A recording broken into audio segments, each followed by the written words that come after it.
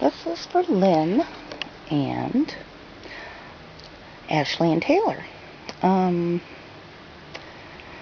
back steps, this is the back part of my house, and I have this sitting there. I love the color. Aren't they pretty? The dark red ones are verbena, and of course the other is a petunia. Then the white is million bells. Why can't I say that? And I just watered everything, so you can kind of see it's all wet here. But kind of plastered those down. They'll stand up again in a minute. Some impatience. And this is a cool little plant. Big plant. It's a drought begonia, and it's actually a house plant. But it really likes to come out here because it gets these big clusters of flowers on it. And they're bright red when it comes out here. Otherwise they're pink. But it has kind of these speckle leaves. Looks kind of cool.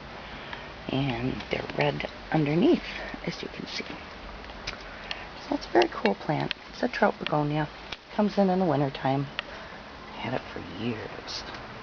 So, okay.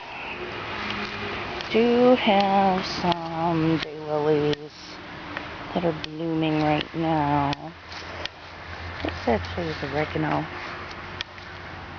It's an herb, and it flowers, but you can still use the leaves. And so it's kind of pretty, but it's wonderful in salads if you haven't tried it.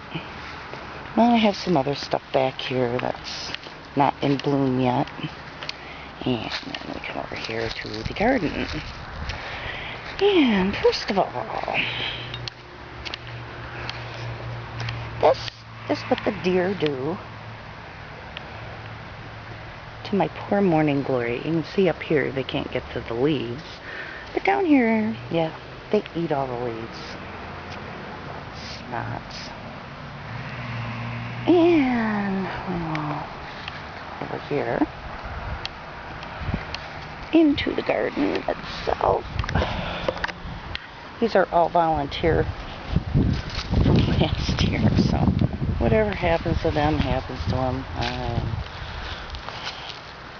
But anyway, this back here is the deer deterrent.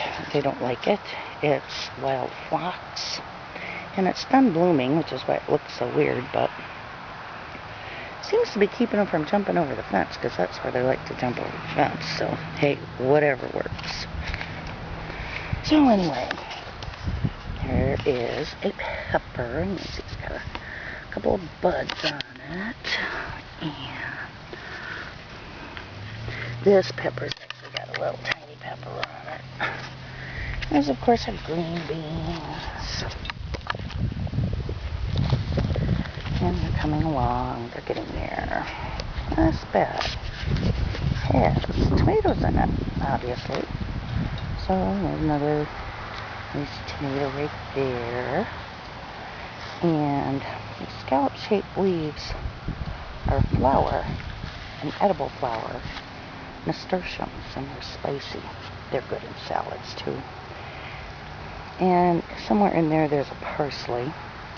But these are tomatoes. And you see little tomatoes all over. So we'll have tomatoes. And there's a squash plant in there, which is what this long thing is, with blossoms on it. It's actually a spaghetti squash. Oh, this, by the way, is my rhubarb gone wild. You see how huge the leaves are. It dies back and then it comes back again. It's a very strange plant. Leftover asparagus. But over here, more tomatoes. More tomatoes. It's a little squash. There's some leftover lettuce. Then we come over here to this other bed.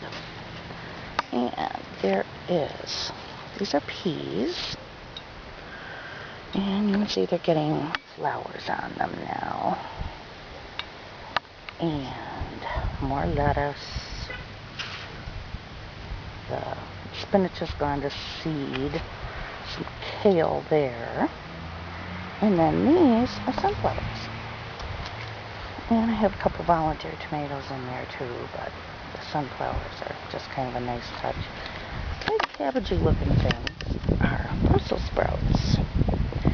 And there's nothing on the stems yet, but where the kind of see little tiny florets starting to form.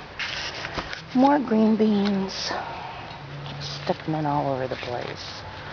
More parsley. More nasturtiums.